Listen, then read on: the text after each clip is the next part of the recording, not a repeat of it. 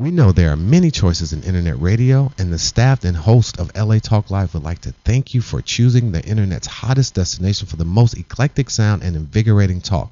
This is LA Talk Live. We are more than just talk.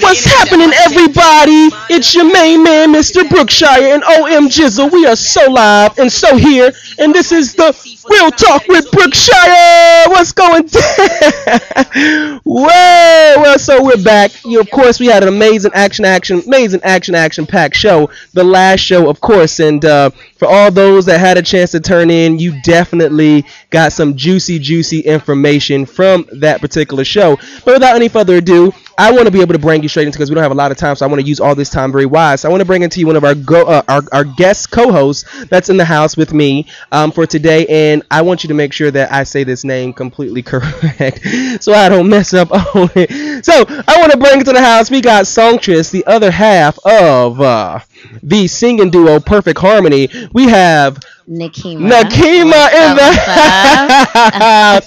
What's up? You was right there on time. I was ready. You was right there on time. I appreciate you. Never nothing like somebody that's ready to go. Ready to go. Welcome to the show. What's going on? Thank you so much for having me. Thank you. I'm so glad you reached out. Yes. I'm a firm believer that I believe in your talent. I tell you, I've been listening to y'all girls every day. Aww. Especially track 7, the one that which one was track? You don't know? Track 7 is On My Way. Is that Inseparable is the one you called me about. Inseparable was when I call you back. Okay, so track 7's On My Way. Okay, wait, I don't know the track. I just know that it reminded me of an older song that used to come out. Inseparable. Yes, in an older song, and I was just like, I love that song. I love them. Definitely. So we have some special people in the house. How have you been today? We've been good. Harmony's been really good. We were actually featured in the Brigade LA Fashion Magazine. Oh, wow. We have a nice little spread there. Okay. For the artist spotlight. So kudos to them. Definitely. A few shows coming up. We will be performing in Redondo Beach, opening for Alba Rosie, which is a reggae artist. Oh, wow. He's on the album. He's on Rude Boy Love. Okay. I'm not sure if you got to number 12, but he's on the album. Wow. Yeah, I did. Definitely. Yeah. The whole thing. April 14th will be there in Redondo Beach. And on the 21st of March, we'll be at Raquel's in RealTalk. So. Oh, wow. Well, I can definitely dig that for sure. So what we're going to do, everybody, what we're going to do really fast is we're going to take you straight into a little song real fast for you. And we're going to bring you in this special guest that we have that's going to be calling in from the phone lines. We're going to be having on the phone lines Miss Kim Burse, Creative Director Kim Burse. So we're going to be playing another song real quick. We want you to enjoy this right here on Real Talk with Brookshire. We'll be right back, everybody.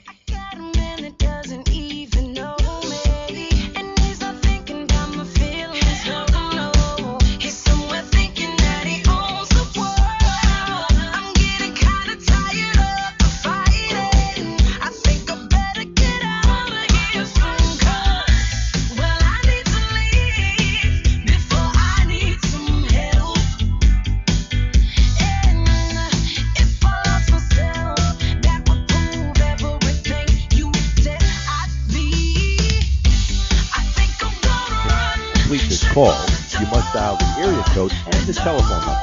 Thank you for using Magic Jet.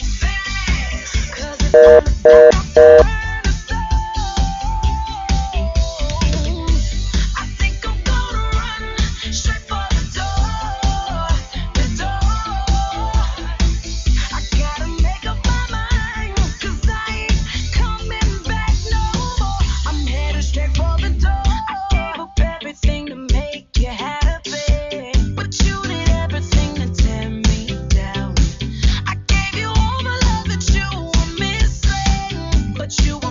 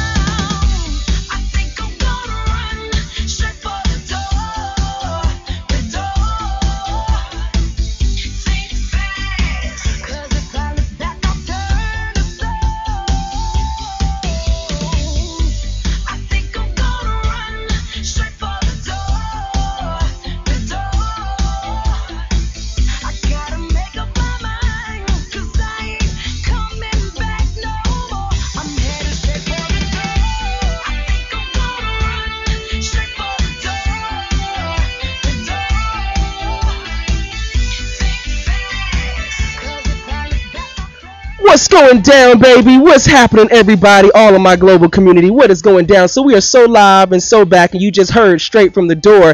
And on the phone lines, we got some very, very special guests going in on us. What? I'm really excited. Are you really excited? I'm so excited to speak with her. Yes, you are. I'm just definitely excited. Some wise real quick. Words and I know. Some advice on in the entertainment industry. It's just an honor to speak with her. So I'm excited. Also, too, if you guys have any questions, if you're an aspiring artist or entertainer and you have a question, tweet us. Any questions you'd like to ask Miss Kim? Yes, Burse, definitely. Tweet us at Perfect Harmony 2. We'll go ahead and try our best to get those questions out there for you. Definitely. So without any further ado, we want to bring straight into the house. We want to bring into you Miss Kim Burse. How are you, Miss Kim Burse? I'm great. How is everybody? Everybody is doing great. Thank you. So, welcome to the show. We just want to thank you so much for coming in and actually you ain't coming in, but you're actually on the phone line and being able to give us this knowledge because, again, this is the knowledge that's going to be able to help change people's life. So, thank you so much. How is it where you are? How's life right now for you? It's really great.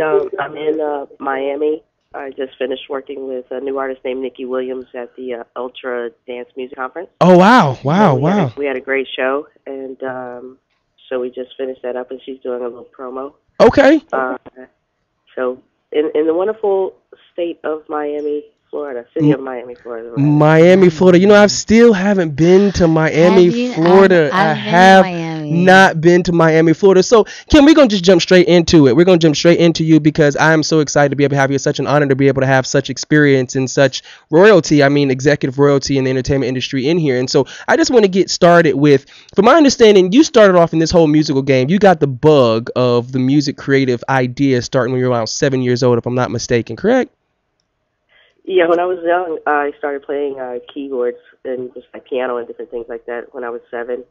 And then I took lessons for years. And then, you know, like a lot of young kids, I started playing piano in church and then just kept excelling and, you know, just playing as many instruments as I could. And I was in band and chorus and, you know, anything that had to do with music and entertainment, I was wanting to do it. Right. So now, what was it about that, you know, especially at a young age that you knew? What was it that gave you that click that this is it and it felt right for you? What was it? Because it didn't feel cumbersome. Like, you know, sometimes when you try to learn things, and if you're trying to learn things and you feel frustrated or you feel cumbersome about something or it's challenging, you know, then it's a challenge to yourself, a challenge to your soul to try to push through it. You know, going through lessons and sitting in, you know, practicing for recitals. And none of that stuff was cumbersome to me, you know, or got to a point to where I was like, okay, I can't do it no more. I can't do it. You know, every time it was always some type of, like excitement. It was exciting, you know. I remember like when I was in my teens and like studying like Stevie Wonder songs, his different chord progressions as being, you know, for him being blind and being able to know those chord progressions without being able to see the keys, I thought was amazing because see, I was reading his music, you know, and he couldn't even see, and it's just like if you looked at his music on paper as a musician, it's amazing. And so, studying that, like as a teen, you would think that, you know, a lot of people, you know, have parents that put them in music class and they don't want to do it, you know, but I embraced it, you know, and just kind of know that this is what you're supposed to be doing, you know, and I thank God for my parents because they never, even though they were blue collar workers, they never thought that my dreams were too big. That's you know, good. As much as I believed, you know, they believed as well, you know, and that helped a lot. So what type of person were you growing up? Like, I know you were into the arts, but like, how would you describe yourself growing up? What type of person were you? Well, I was always like the kid that, even though I didn't necessarily like want to be the leader, it always ended up being me. God, that's what's up. It's like I would try to kind of stay in the background. They'd be like, "Okay, we're gonna make Kim captain of the." Who me? Okay. And so you just embraced it. Yeah. You weren't nervous. You just said, "Okay." I would say okay, but I'd be extremely nervous all the time. Oh, okay. All the time. You know, and I still get nervous now, believe it or not. Whenever Get I out of have here. a show or I'm working with an artist, I don't care what it is. It could be a brand new artist. It could be a big artist like Jennifer Lopez or Jamie Foxx. Anytime that we get ready for the performance, I'm just as nervous as they are. Oh, man, I can imagine. So now, getting into that, now you have definitely worked your way. You've been in this industry almost 20 plus years. Now, so many people around the world want to enter into this industry, creative executive, a creative director, getting to it somehow. What was your steps of actually, I remember reading that you went off to college and then you did that for a few and then there was some direction change. Tell us about that. Yeah, it's one of those things where you look at going in a particular area and then it's kind of like, I feel like everybody understands how life has its different changes. Like when I was growing up, it was many different things. It was like I wanted to be like my own singer with a band at one time, and then it transcended into school and me learning about the business, and then it transcended from there as working in the business to once I got in and understood what the structure was. I wanted to be an A&R person where I could sign acts and make records. Right. And then God blessed me to be able to do that. And I started making records. And then it evolved from making records to making shows. And understanding the whole thing of making shows is because it all still reverts back to me being 7 and taking piano. Because shows have to do with structure. Right. So in learning music, there's structure. You have to, if you don't learn music per se to read it, and even if you just pick it up by ear, have the gift of being able to play by ear, it still is it still has structure. Right. You have to know what key it is. You have to know what the intro is. You have to know where the verse is, where the chorus is, where the bridge is. Right. And it's kind of like the structure of how my career went. It went to me having the garage band, to going to school, to learning about it, to being the intern at the record company, to working at the record company, to being an A&R person at the record company, to making a record. So you did it all. Because you had been an extent with working with Berry Gordy, right? Well, I was there as an intern. That was my very first internship in sales in Motown. With a girl by the name of Lisa Jackson, who was the regional salesperson in Atlanta. Wow. And I was her intern. We had El DeBarge's new album was out at that time. Oh, wow. Gerald Busby, the late, great Gerald Busby, he had not yet become president as of yet. And we were still promoting those albums that Berry Gordy still had, that he was pushing on Motown before he let Gerald Busby take over. Okay. All right, go ahead. Well, me and my sister, hi, how are you, Kim? Hi.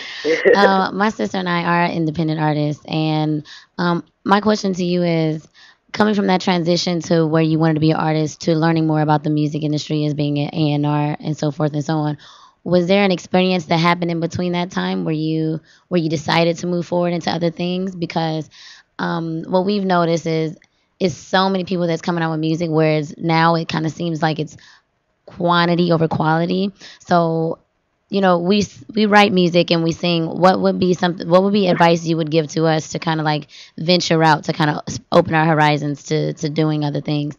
Was there something that you went through that, made your decision go that way, or is it just just for the love of music? The thing is that the competition out here, not to cut you off, is it's still extremely tough, as even as it was when I was, had the garage band and was trying to make records. And the thing is that you have to know within yourself, when you've done all that you can do with your group or your situation, before you make some type of situation to where you evolve. But the main thing is that you just don't let that be the only thing. Like you said, that you guys are also writers. Of course, as you know, writing music is one of the most lucrative positions you can have in the music industry. And the thing now, what I think is so great, is that they have finally started to enable artists and songwriters to be able to make money off of streaming. I think they're still perfecting that. But the fact that they've started to do that is amazing. Right. And so the thing is to continue to write as much as you can.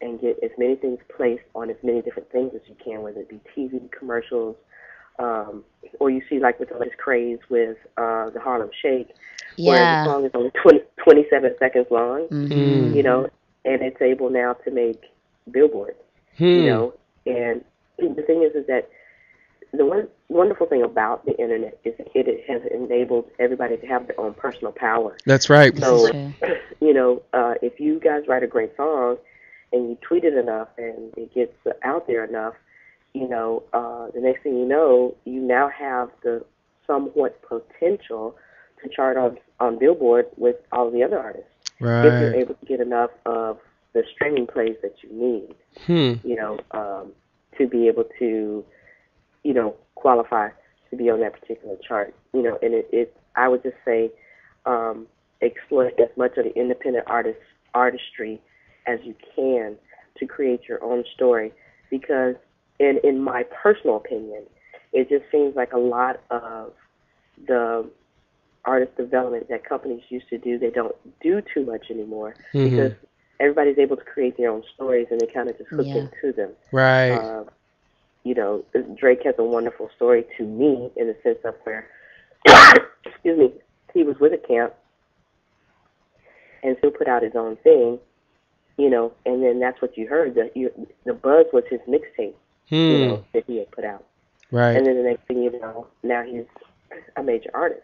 You know, and you got a lot of stories like that in the rap game where, you know, back in the days of Luke and Master P, where, you know, they would concentrate on their own sales or their own radio play or their own ground roots marketing, you know, to, in other words, make the big boys turn around and take a look at them. You know, so you and your sister as a group just continue to network, write your songs, put them on YouTube, get your followers, get your Facebook likes, all that stuff, and create your story. And the next thing is it's this old cliche saying of beat your own drum down your own hidden path, you know, and people will follow you. You know, I believe in that, because, you know, if you make enough noise, you know, somebody is going to listen. That's impressive. Now, did you make a lot of noise to be able to get what you have as far as in your experience and where you are today? Oh yeah. Oh, for sure. If I had stayed a quiet butterfly, honey, I'd still be flying around. Right, trying to figure it out. Right. So how do you stay grounded? Somebody look at my pretty colors. Right. How do you, because there's so much going on, and you work with some really top names: Chris Brown, Destiny's Child, Beyonce, Kelly Michelle, Queen Latifah, Jamie Foxx. You work with a lot of high-end people. How do you stay grounded? When is it ever any part where it becomes surreal to you? Oh yeah. It's always surreal to me, because I think the thing is that the one thing that I feel like I'm blessed is I'm blessed to do what I love, and I've been doing it for a long time. And every time I'm with a new artist, or even if I'm with the same artist, or even if I'm doing my 100th show with Beyonce or my first show with Queen Latifah, it's always very surreal to me, because the humbling part of it is that this is a superstar, and they trust you to help them make, you know, good decisions for what they're going to present in a live forum. You know, so that humbles me, because I want to do the best that I can all the time and make the best decisions that I can to make it be a great show and a great live experience for everybody that comes to see or listen. I can definitely dig that. So now, just tell us a little bit about your experience with working with like a Destiny's Child, a group of that nature, especially starting from, you know, seeing where they started and then seeing how they become to such a mogul brand and then branched off. How does that feel looking at these girls over the years and seeing them grow? How does that feel for you? What would you say about that? Well, first of all, I'm so proud of all of them, because to be involved with them from very early on and see what they even went through to where they have excelled to where they are now is just totally amazing. I'm proud of every single one of those girls, and what I appreciate about them more is they exuded the word teamwork. When they all got together, everybody knew their role, knew their part, knew what they had to do, and they did it. Right. You know, there wasn't, you know, a lot of complaining or, you know, kick back on ideas or something. They did it. Like, and when I would see the schedule, it would have so many things on it, and they would do every single thing. It was going. I mean, you know, because at certain times you have certain artists to be like, I'm not doing that. Right. Yeah. You know. Right. Right. Those girls we would get the schedule, and I would be looking at it going like, okay, I'm gonna stay at the hotel. Right. Right. But those girls were on it. They were on it all the time. It was the radio station. It was the in-store. It was sound check. It was the show. It was to the bus. It was the next city. It was, you know, the next set of interviews. And I mean, just amazing. And they've kept that same work ethic, even as individual solo artists. Right. That's what I love too. Is that they did it as a team, they also did it as individuals. Right. So now you did the live experience with Beyonce, and then also the Wembley live experience with Beyonce, which is really the first one when she really kind of stepped out there on her own. Yes. How taking her and seeing the group and seeing how was that? Seeing the three girls, because I mean you've also, you know, worked with Escape, if I'm not mistaken, too, and then just going to one, knowing if this person, you know, this person has the ability to be the it, but really seeing the opportunity and the chance, like really seeing it now. How was that for you? Well, the thing too is that Beyonce said it in a lot of the early interviews when she first did that first solo album, that what was different is that, you know, she was going to be up there by herself and not have the other two girls, and that was something that, you know, she had to get used to, because, you know, when you can shift that weight in a group and say, okay, you say this, or you sing this, or your part is this, or you go here, and you go there, the weight is distributed, you know, slightly evenly. But when it's just you out there, it's a big weight to carry. And Beyonce was that girl, you know, that she knew when it came that time she was going to have to carry that load, and she did. Right. And did it great, you know, and did it great, you know, because even when I was going into that particular show in London, live at Wembley, it was like, you know, we had just been there the year before. Mm-hmm. It feels like not even really like a year before, maybe just like about a year before, as Destiny's Child. Right. In the same arena. Right. And right. What I was so happy about is that those same fans came out and supported her as a solo act. You know, house, you know, totally sold out house.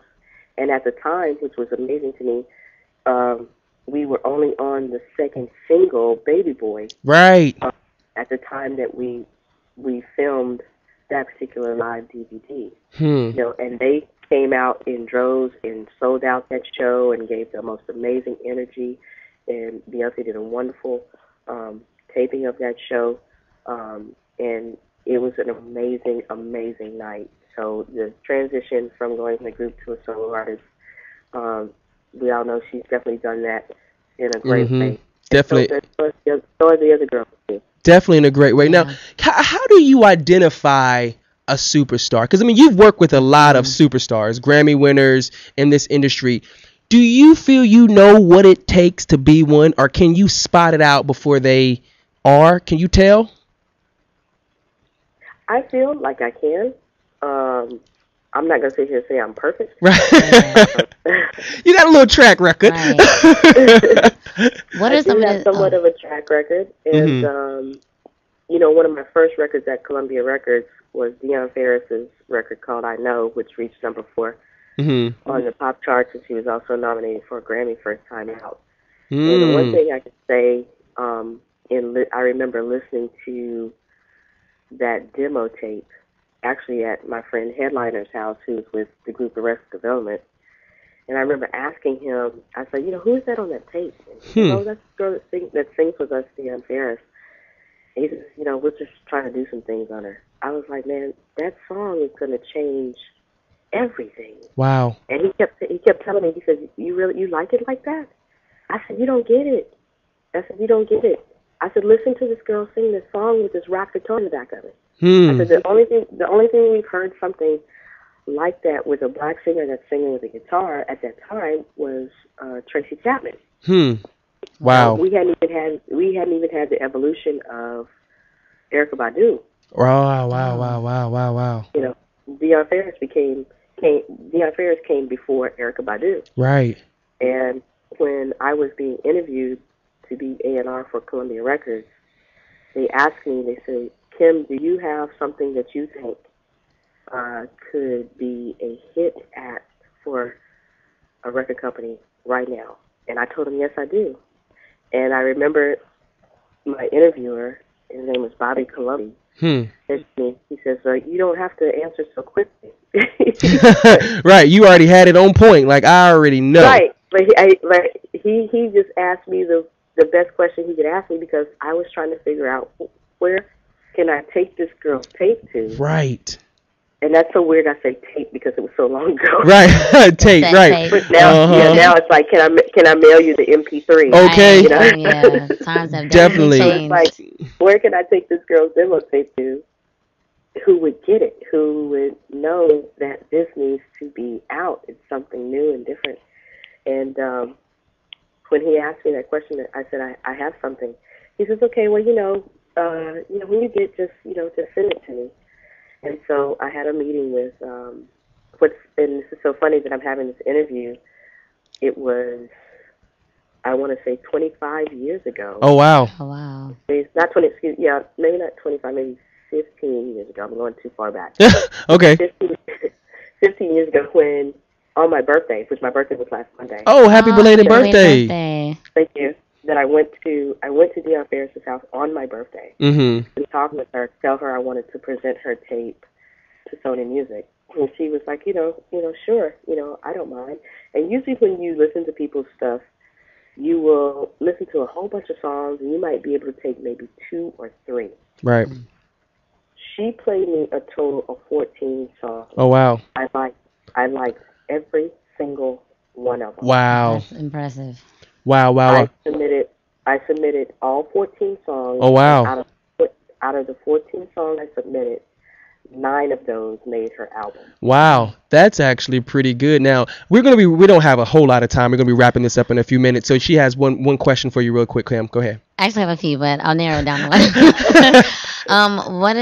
What are some of the ways you stay inspired and stay motivated? Because I know in this industry, there's so many things that go unsaid and unseen, but what are some of the ways that keep you inspired and motivated? Well, the main thing is that you have to constantly reinvent yourself within the industry, because it's constantly changing and constantly turning around. And what motivates me is to see how the music industry evolves, because I want to evolve with it. So if I'm trying to evolve with it, then I'm going to constantly stay encouraged to be in it, right? Yeah. And therefore never give up on it, right? And that's what I say by don't pigeonhole yourself and say, oh, I just want to be a singer, or I just want to be a writer. Those things are fine to say, but you have to also have a checks and balances with yourself to know, okay, well, I've tried that, maybe let me try this. Right. Because there's so many facets of the industry that you can be involved in. The main thing is finding what you are the best at in it. And once you find that, that is your motivation. And the thing is that what motivates me is the new talent that continues to come out here. And they want to talk to someone who has some experience in things like me. That's what keeps me motivated. People like you guys that are doing this, who have internet radio, that are doing things that haven't been done before, that motivates me. That's what's up. Because I think it would be an injustice to be blessed the way that I've been blessed with the knowledge that I'm able to obtain and have, and not be able to tell it to somebody. Right. So every time that I meet somebody new, I'm motivated to continue to do what I do, so that I can just keep telling people that dreams really do come true. That's amazing. That's amazing. Now, we only have about a good 2 strong minutes, so she has one more question. Get one more in. Okay, so from an upcoming artist standpoint, what are some other ways to get noticed besides internet? Like, what are some tips you would give an upcoming artist to get noticed? Open mics are still good. They're still going strong. They're still happening. People are still kind of casually coming into them and looking to see who's singing. I'll be honest, I've been attending some lately. Any in LA? And, unfortunately, not in LA, in New York. Okay. But in Atlanta. But I'm going to start doing some more in LA. But the thing is that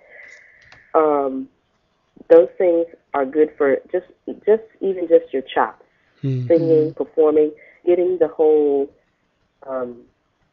connecting with your crowd, because those crowds are different that come in to the open mics. And if you're able to move a small crowd like that, then it's going to be a little bit easier for you to move a bigger crowd once you're in front of a bigger crowd. And it just helps so much with your stage presence. And I think the thing, too, is that I just don't want people to sleep on the things like ASCAP and BMI and CFAC. You have to get in touch with the writers that are in your area. If you're a singer and you need a great song, attend these writing workshops, attend these writing showcases, because people are there. Writers are there. Producers are there. You have to network. One of the things that you guys said earlier was like, how did I, was I just a little butterfly, or did I make a lot of noise? That's how you make noise. You have to. If nobody's looking at you, if you're not meeting somebody, then nobody's going to know about you. Right. You have to let it be known. When I was trying to get into the music industry as an intern, I would wake up every day as if I was running for president and say, okay, who's going to vote for me? Who's going to vote for me? Right. So I would have to get out and try to solicit those particular, in my mind, I call them votes. I can definitely dig that. I could definitely dig that. And so as we're going to wrap this up really quick, Kim, I know you have a lot going on and happening really fast. If you could tell us exactly how to find you and exactly what to look for in your future, like for you, before we wrap this interview up, what can we find for you for the future? You were breaking up on I apologize. Say it one more time. What can we look for to the future as we're wrapping this up? Because we only have like another minute or so. What can we look for to the future, and how do we find you? Well, I'm making a slowly emergence into a little bit more TV and film. Okay. I worked on a movie called Leave It on the Floor, where I composed all of the songs in that movie and worked on the score of that movie as well. Okay. And I'm currently, I can't talk about it much because I'm so excited, but I'm going to be a part of a movie that has an Oscar-winning actress in it. Oh, wow. We start filming on the 25th of March. Congratulations. So I'm slowly merging from a lot of the live stuff into some more TV and film, but I'm still doing live things, still doing live shows. I'm going to be working with Sierra on her upcoming tour. Oh, wow. Okay. Like I said, I'm working with brand new artist Nick Williams, who also wrote for Demi Lovato. She's doing things in a wonderful voice. And I'm gonna continue to cultivate my label, my boutique label. I have 2 artists on that label right now. Oh, wow. Some know my artist Nikki Jane. She has a new single that you guys played first. Yes, we do. That single will be out in about 2 months. Okay. And I currently have a single out from my current R&B artist named Vaughn Cannon, called Keeper. Yes. And he's just shooting the video. I think he just shot me a text saying he was shooting the video this week. Oh, wow. Okay. So we're gonna definitely plan that rolling out. I'm still involved in a lot of things in the industry, and I'm accessible. I love to tweet, so just tweet me. As long as you're respectable, I will return a tweet back. Right. And how do we find you on Twitter? I'm at The Real Kim Burse. The Real Kim Burse at Twitter. And now, is there a website that if artists want to maybe submit things to you or see what you have, whatever your boutique agency, how would they find that? Yeah, on my Twitter page, I have a link to my website, and there's a contact on there. There's an email contact on there where you can send music. I can definitely dig that. So as we wrap this up, one thing that you would leave, and I know you said a lot of great things and we're wrapping this up, one little nugget that you would leave really fast with anyone that's wanting to get in this industry from your years of experience as a creative director, anyone that wants to get in this industry or coming out here, what will be one nugget that you would leave with them from your 20 plus years of experience in this industry? You have to have vision.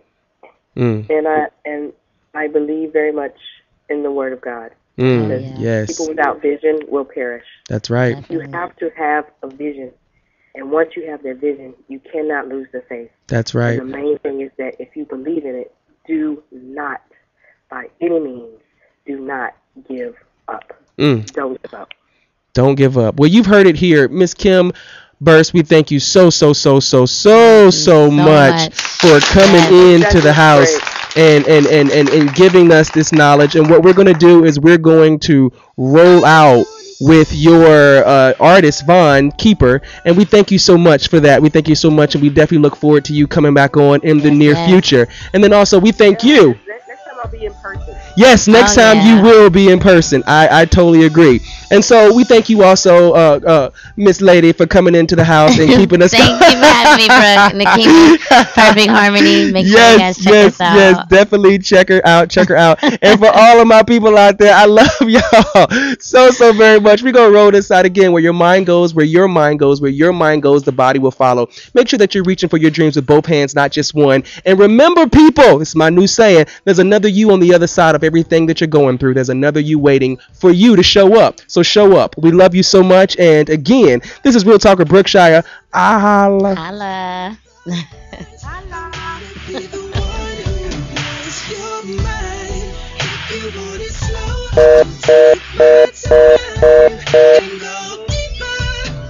Sorry about that, man.